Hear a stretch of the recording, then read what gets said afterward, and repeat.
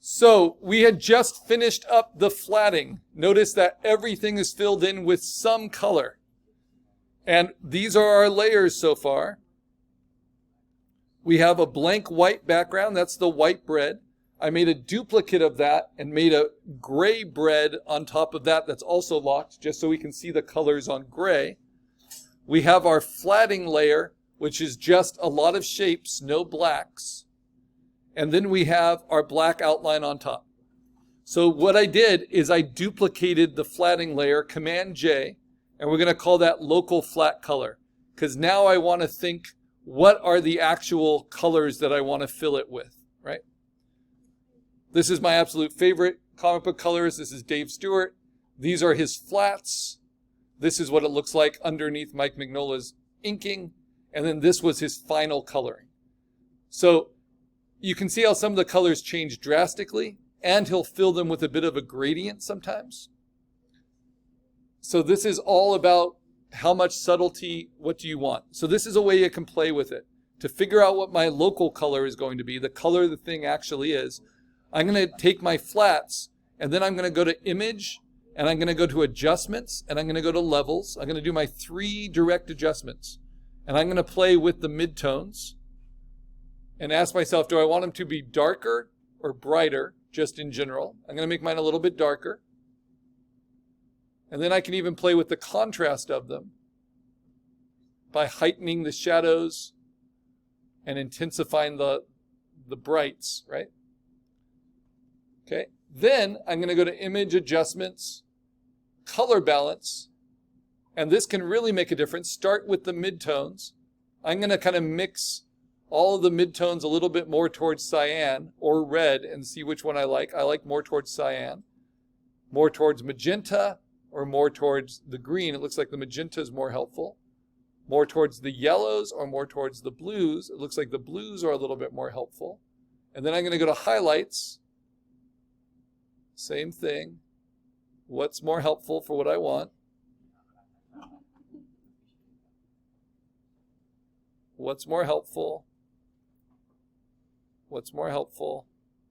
And then shadows. So I'm changing those pastels into not being pastels anymore. I'm basically mixing grays back into them.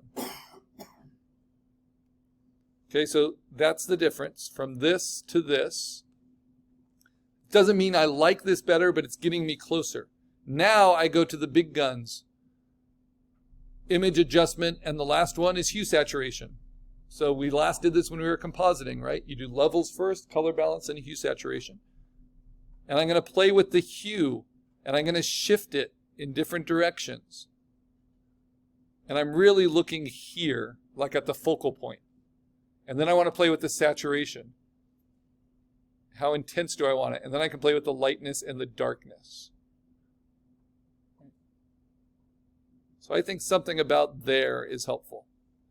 Now, are some of the colors wrong? Yes, for sure.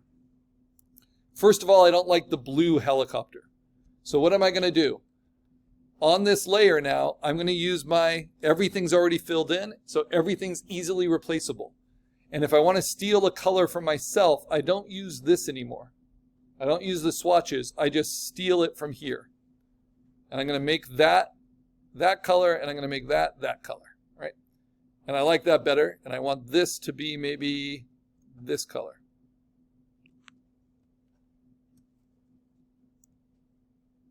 Or maybe the white.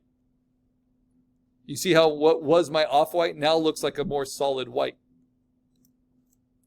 And all these pinks, maybe I want them to be more like the purple.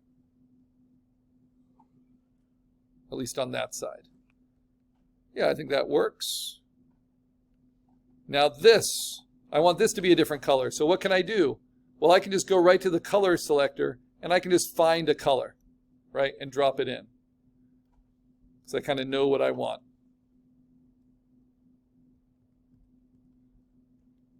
But that is kind of balancing better with these colors.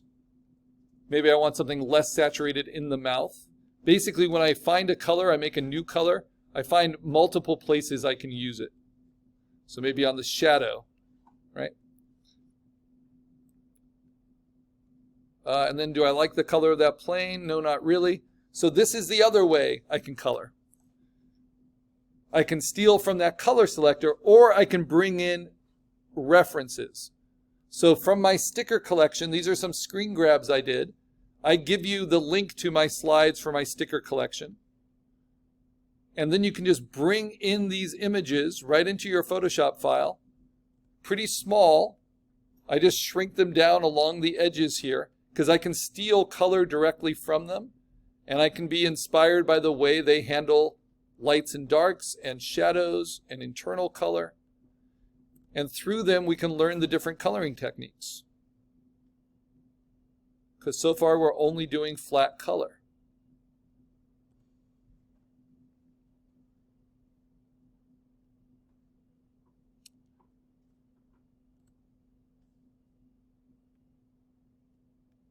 I didn't mean to include that one. All right, so now with all of those references, I'll make my layers a little bigger so you can see.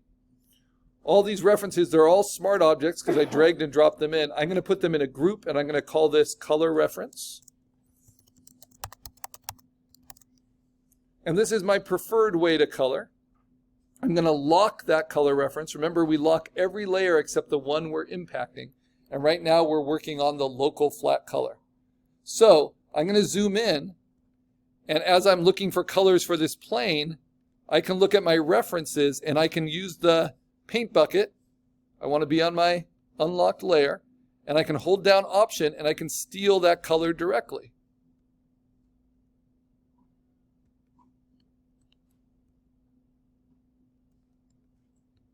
Steal that color directly.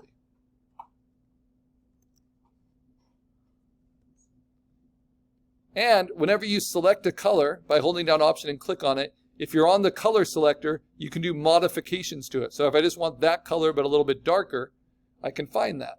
Like, that's no problem. If I want this color but a little bit more green, I can do that. Right? Or a little darker, I can do that.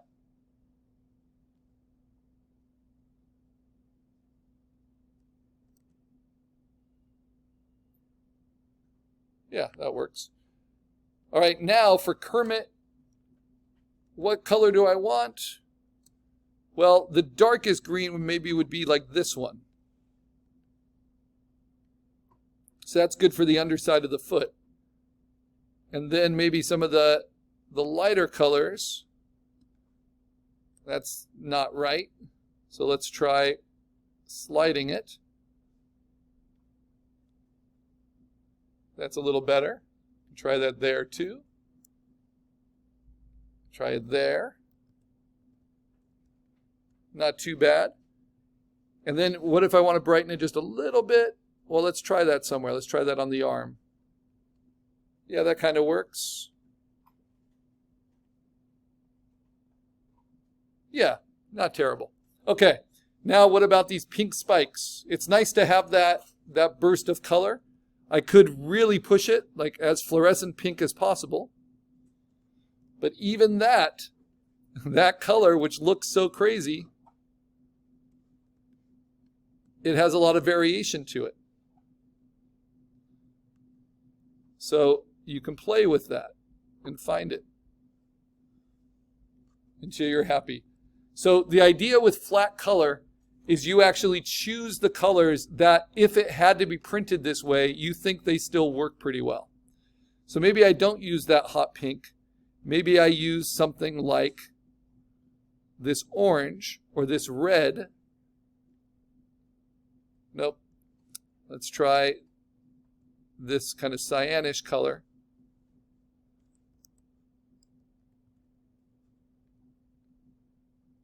Yeah, I kind of like the red. So let's work with the red, hit Option, and now I'm just going to work around it. I'm going to make it a little less saturated. Maybe a little bit more and a little bit lighter. So having those reference colors can really help.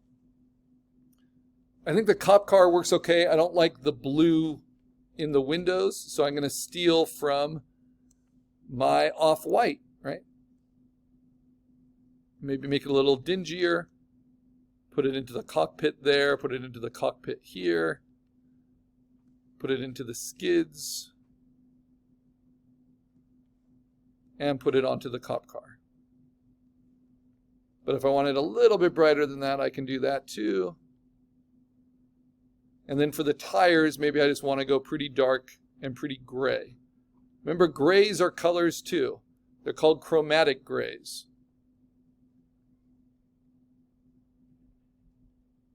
And so for the bumper, I can use that. For the hood, for the mirror, for the handle.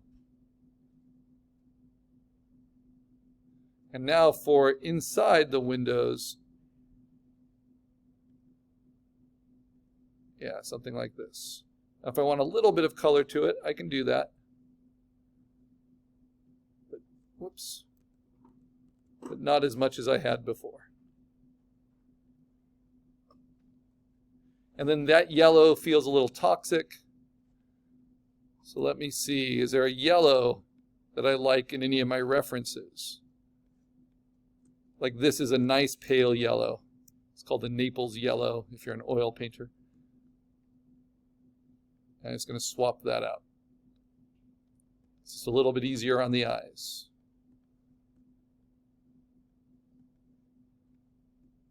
Do I want it there? Ooh, yeah, actually that's kind of nice. And then the helicopter blades. And then these primaries are a little strong. So instead of that blue, maybe I want like a red or a purple. Maybe something like the color of this tongue for that. Okay, now this is where flat color can get kind of interesting. So I have a different color there than here, right?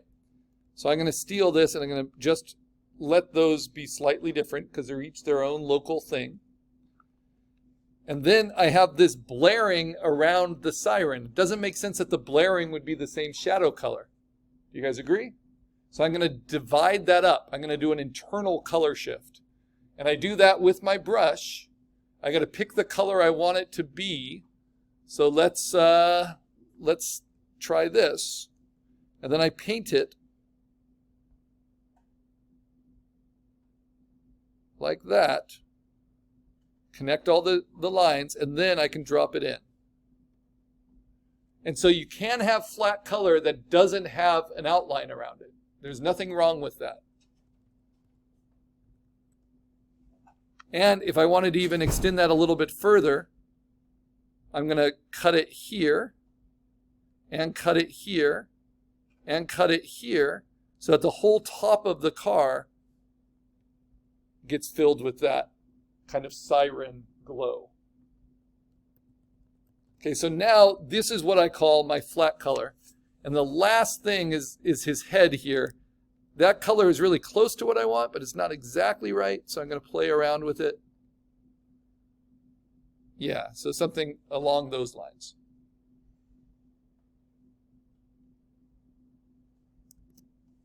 And then the belly, this orange is really the only one I haven't changed. Now this is what's fun about flatting. All of those oranges are the same on his belly. So I can use my magic wand with contiguous unchecked, and I can select it, and it will select it everywhere. And then I can choose a color. Let's see, what do I want to try? Maybe the skin tone that's on her. And then I can just fill them all at once.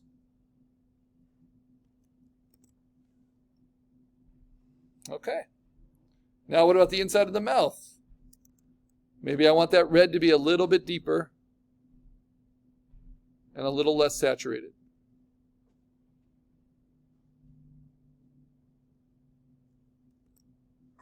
Yeah. So I think that's pretty good for flat color. How can I test it? I can try it on a black background. So Command J on my gray, say Edit Fill, and fill it with black. Now the problem is with my black background, what happens to my outline? It disappears, right? How do I get that back? I'm going to make a duplicate of my black vector line art. I'm going to move it down below my flatting